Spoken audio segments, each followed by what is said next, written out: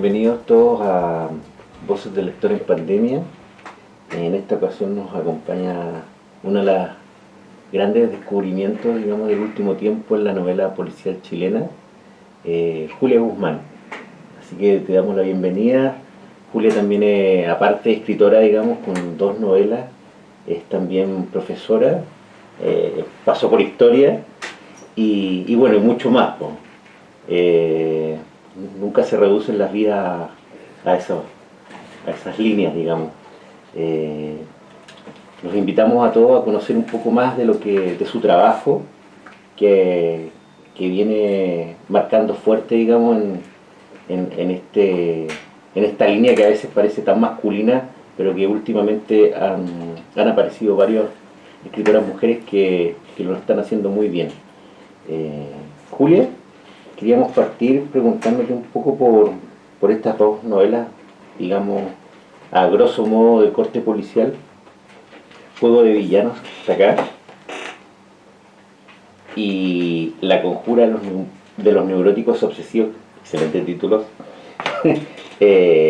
¿Cómo tú te inicias en este género? ¿Cómo llegas al género? ¿Por qué? Hola, muchas gracias por la invitación, por ayudarnos a darnos a conocer, así que muchas gracias. Yo ya ni recuerdo cómo me inicio en el género. Yo, desde chica, las series de televisión, no sé, Los Ángeles de Charlie, Los Magníficos, ya con MacGyver, qué sé yo, esta presencia de detectives, La reportera del crimen. Nosotros de los 80 somos personas que veíamos mucha tele, por lo menos en mi casa, y el género, yo creo que la primera aproximación es a través de la televisión. Luego las lecturas. Enid Blyton para mí fue un hallazgo, es una escritora, si no me equivoco, inglesa, cuyos argumentos, sus protagonistas son niños que viven aventuras, descubren asesinatos, misterios, investigan. Por lo tanto, Enid Blyton también me motivó a leer más novelas de este género y a investigar, tratar de buscar en la vida también misterios. Obligaba a mis papás a que entráramos a casas abandonadas, nos echaban porque no estaban tan abandonadas, en fin. Yo creo que desde chica también escribí un par de cuentos policiales. Entonces es algo que no identifico el inicio, pero yo creo que eso nos pasa a todos.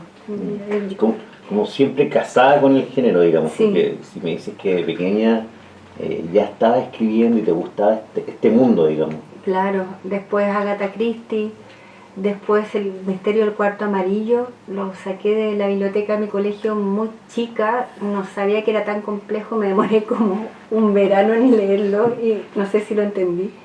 Es una deuda que tengo pendiente, pero muy involucrada con el género, desde entonces.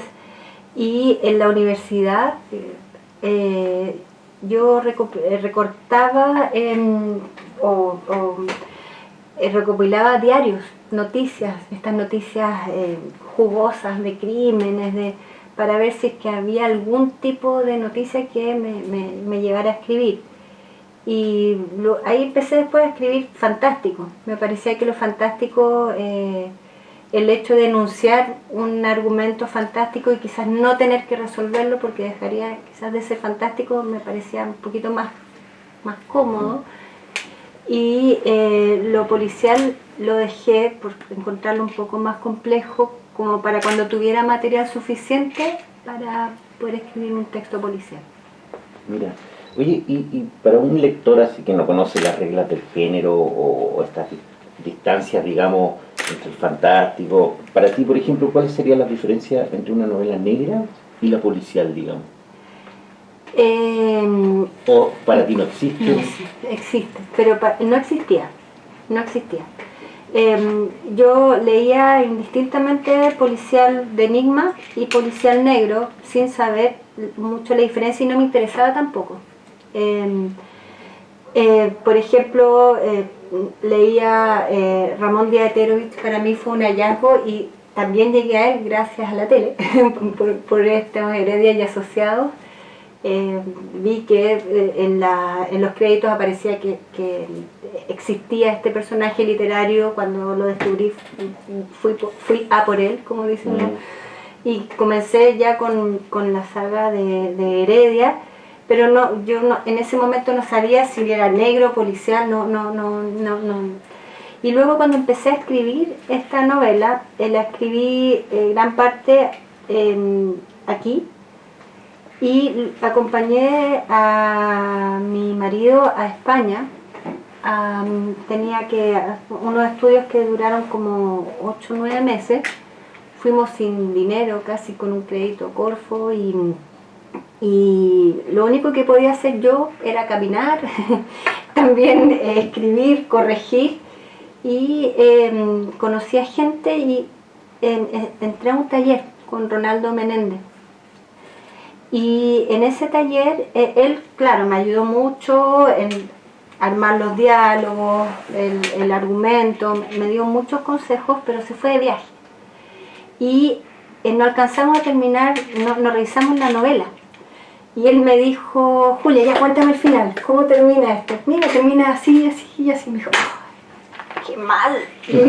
¿Pero por qué? Porque tu novela iba para negra, lo que tú estabas enunciando, planteando, es una novela negra, y la estás terminando como novela policial. El asesino es este. Y ahí como que se me desmoronó un poco el mundo, y ahí compré un libro de Yves Reter, no recuerdo cómo.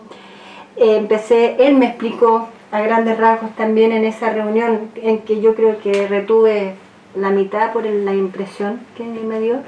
La diferencia básica en que en realidad lo que es la novela negra, aparte, ¿no es cierto?, hay un misterio, hay quizás un detective, hay algo que saber.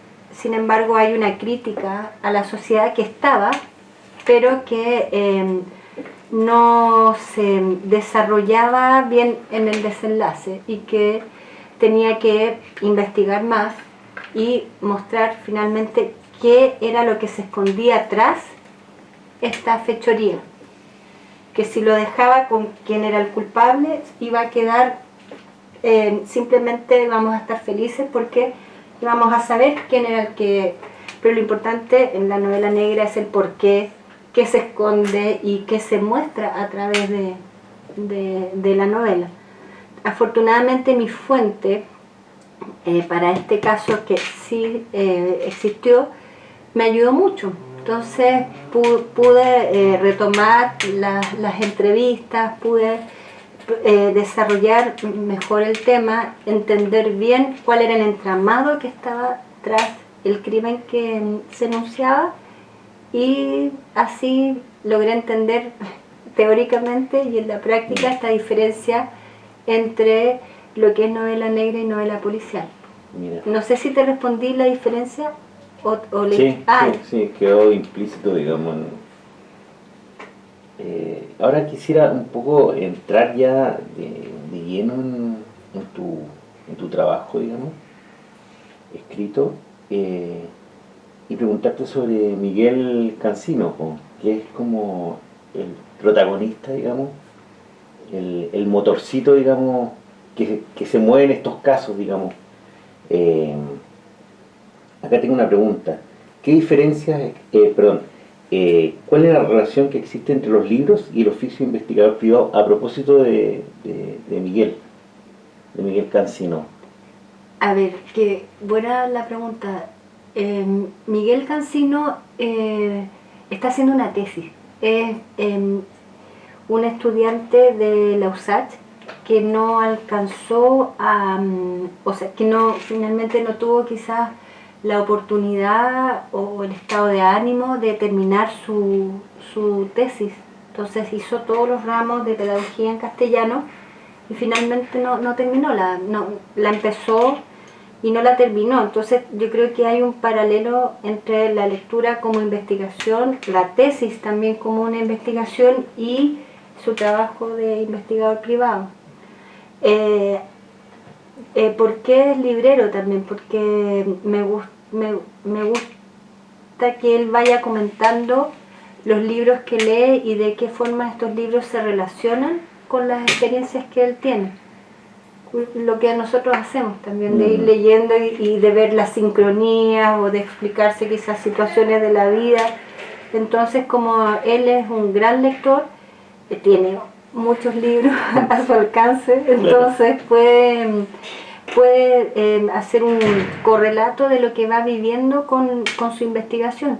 Y eso yo creo que se nota mucho en Anatomía Adversa, donde la teoría literaria, justamente teoría de la novela policial, se basa mucho en un libro de Pierre Bayard que se llama Crítica Policial, donde el autor Pierre Bayard no confía en el escritor y no confía en el detective, porque dice, todos nos podemos equivocar. Entonces, si uno tiene una hipótesis mucho más verosímil que la que nos presenta el libro, tenemos que fundamentarla y de repente desmentir, ¿no es cierto?, lo que dice el autor. El autor puede que esté presionado por plazos, puede que no esté pensando bien, el detective también tiene muchos defectos, por lo tanto no hay que confiar. Y él plantea estoy simplificando de una manera vergonzosa la tesis que él propone en esta crítica policial, pero es lo que hace en su ensayo que se llama El perro de Baskerville, o el caso del perro de Baskerville, es decir que en realidad Sherlock Holmes se equivocó y plantea otro culpable y todo un sistema argumentativo que es mucho más creíble que la tesis que propone Sherlock Holmes. Entonces, por ejemplo, en Anatomía Adversa, él recuerda ese ensayo, también recuerda un cuento de Rodolfo Walsh, donde también él dice que las mismas pistas pueden interpretarse de manera distinta y que todas las interpretaciones son súper válidas finalmente. Entonces, me gusta eso, me gusta que él vaya relacionando lo que lee y quizás la mejor oportunidad que puede tener un personaje es estar a cargo de una librería. Además que sea una dinámica distinta. Uno va a las librerías, los libreros hablan, uno conversa de los libros, es como que el tiempo se detiene. Entonces eso puede incentivar a este tipo de reflexiones y diálogos también. Mira, según el escritor Juan Mijovilovich, tu novela Juego de Villanos te instala entre lo más destacado del género policial chileno. Bueno, un tremendo elogio. ¿Cuáles son las cómo recibes primero este elogio y cuáles son las principales claves para entrar en su lectura, digamos? Especialmente de este libro que estoy hablando acá, que se llama Juego de Villanos. Primero me siento muy honrada por ese elogio. La verdad es que lo agradezco mucho. Él no me ha dicho que no lee mucho lo que es el género policial, por lo tanto, además de alguien cuya preferencia no es el relato policial, hace que me sienta aún más honrada por sus palabras. ¿Cómo lo recibo? Lo recibo de esa manera, ¿no es cierto? Súper orgullosa, además que hablando con él sé que es muy sincero, que lo que dice lo dice porque lo siente, y creo que lo que pasa con esta novela es que es también un formato quizás más clásico de lo que es una novela negra. Yo no sé si podría decir lo mismo de La Conjura, porque ya en La Conjura se mezclan los registros. De hecho, una vez conversamos y le comenté de qué trataba La Conjura.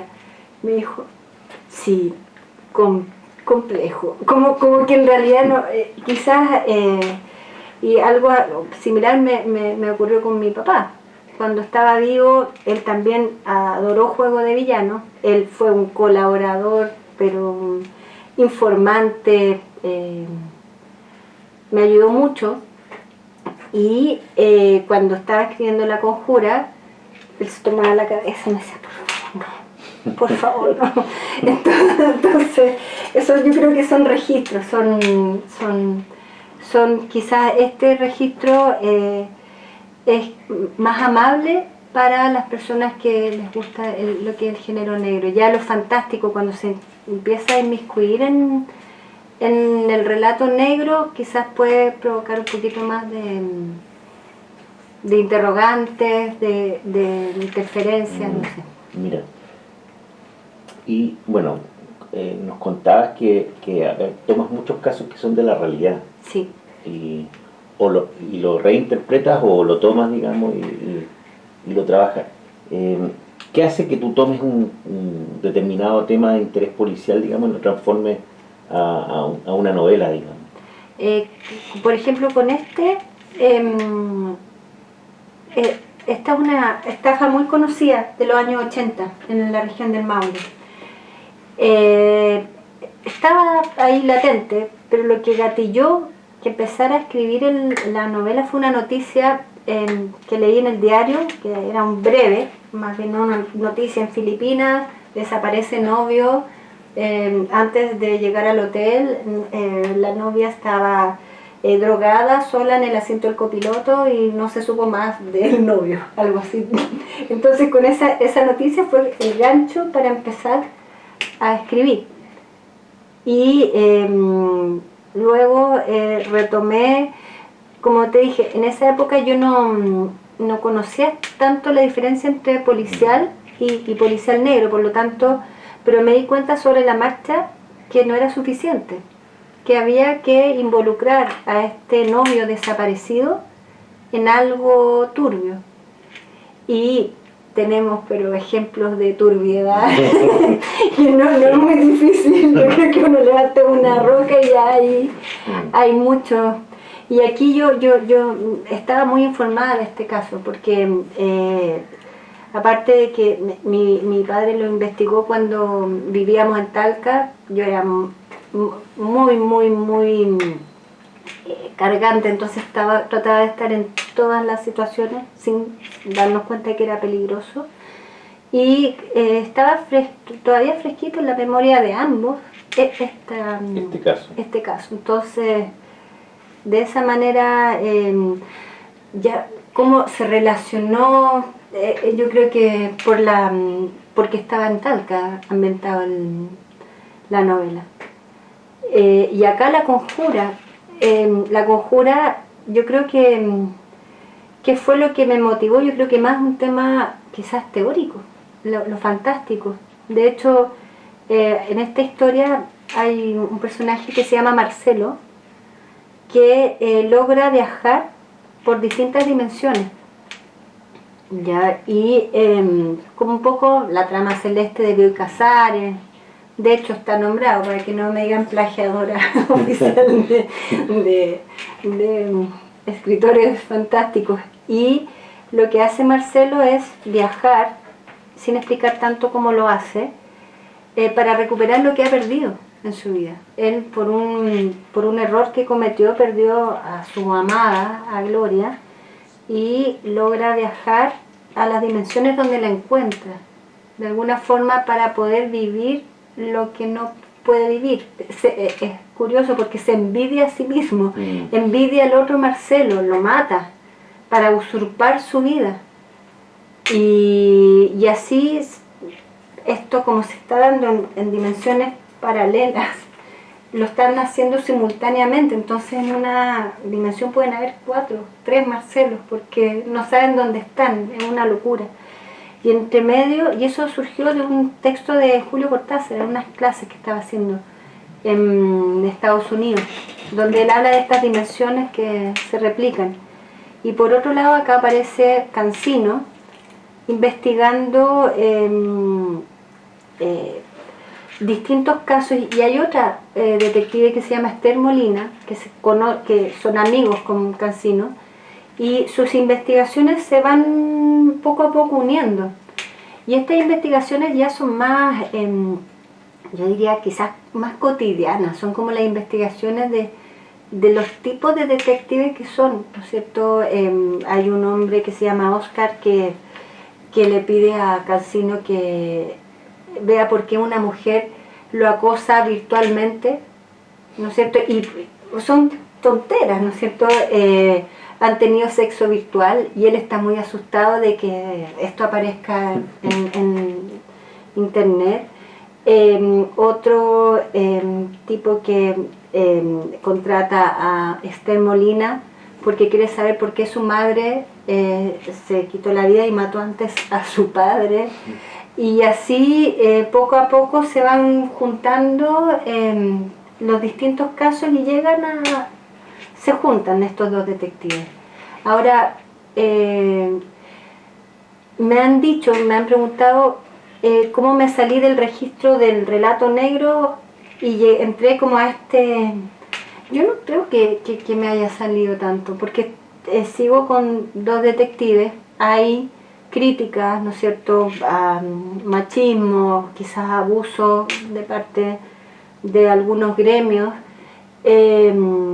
Se inmiscuye lo fantástico que también de alguna forma desencadena el fracaso del detective, porque nada es controlable, o sea, lo fantástico finalmente lo que hace es poner en evidencia el caos en el que estamos, este desorden tremendo que presenta un detective completamente despojado de todo, ¿no es cierto?, de certeza, por lo tanto siento que hay, quizás no con este modelo tan clásico, tan realista, tan como estudio de casos, como diría Reuter, pero sí con una postura donde también hay una derrota por parte de los detectives. ¿Y dónde podemos encontrar estas novelas, digamos? Esta novela la conjura en Espora, directamente, y Juego de Villanos también directamente en la editorial Vicio Impune. Ambas están en librería, pero yo ya no he hecho como antes un paseo por las librerías para saber cuántos ejemplares hay. Claro. Pero sí sé que se pueden encargar ambas a Vicio Impune, Juego de Villanos, y a Espora, La Conjura. Mira, y dentro de este género, digamos, que es fantástico y policial más duro, ¿qué autores te interesan, digamos, ahora en la actualidad? Acabo de terminar de leer Espejismo Cruel de Juan Colil, lo recomiendo. Del mismo autor, Un abismo sin música ni luz, excelente novela también. Muy distinta a Espejismo Cruel, eso es, bueno, Ramón Díaz Heterovich. Voy a nombrar la última novela, La cola al diablo, pero yo creo que hay que conocer más a Heredia, de todas formas. Valeria Vargas, El misterio de Quincel. Estoy esperando leer San Mitchell de Gabriela Aguilera, pero no lo he leído, pero he visto muy buenas referencias, críticas, sé que es una excelente novela, así que me voy a la segura.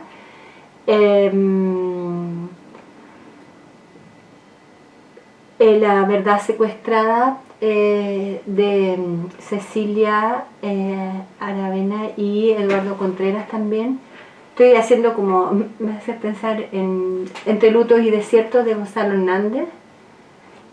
En cuanto a Bartolomé Leal, no sé si me gusta más En el Cusco el Rey o Morir en la Paz, pero ambas son grandes novelas. Creo que hay una segunda parte de Morir en la Paz, no recuerdo el título, no sé si está en Chile, no sé si ha sido editada acá. Sí. O sea, tenemos mucho novela negra. Las señoritas imposibles con sus colecciones Ágata también son unos libros maravillosos, ¿no? que dan gusto verlos, tocarlos, leerlos. No, me da miedo quedarme con algún autor, alguna autora en el tintero, pero No recuerdo. Bueno, Julia Guzmán, te queremos invitar a leer algún fragmento de tu última novela, escrita durante esta pandemia que estamos viviendo, La conjura de los neuróticos obsesivos. Quizás si nos puede leer algún fragmento que nos dé cuenta de este libro, para que todos después corran a comprarlo. Voy a leer el cuarto capítulo de La conjura de los neuróticos obsesivos, capítulo que se llama Lenguaje arcano. Aquí, en el comienzo, en el inicio o en algún punto de la circunferencia, considero que el exceso de franqueza colinda con la estupidez. No es que esté pregonando el embuste y el cinismo, pero creo que en la mayoría de los casos es necesario omitir, callar, no ejecutar, porque la verdad solo se convierte en un conflicto inútil. De modo que la frontera entre la sinceridad y la torpeza, incluso la mala fe, tal vez inconsciente o animal, no es fácil de demarcar.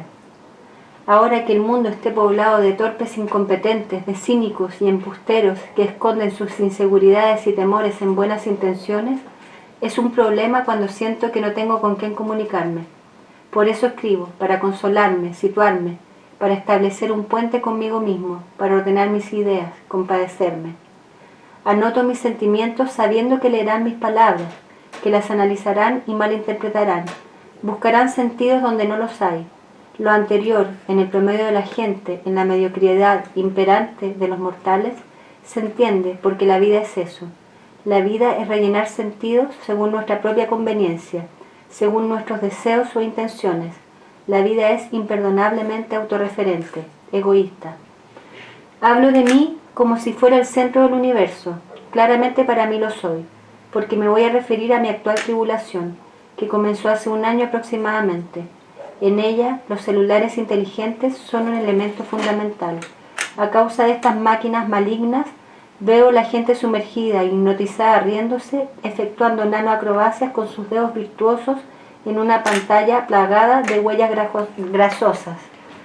Observo sonrisas discretas y ciegas en los metros, salas de espera, autos, micro, calles, y me veo a mí mismo tratando de analizar lúcidamente un romance virtual que me mantuvo atrapado en una pantalla mediana una cantidad imprudente de meses.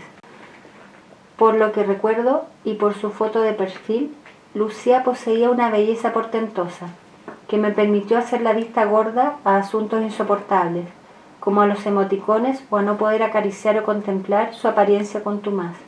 Además tuve que contentarme con su atención solícita y virtual a mis requerimientos románticos y libidinosos. Me refiero a nuestra persistente conversación entre oral y escrita, intercalada con fotos y otros detalles que no quiero mencionar. Yo trataba de no ser muy insistente, de ser discreto, y me insinuaba algunas veces cerca de su departamento o de su lugar de trabajo.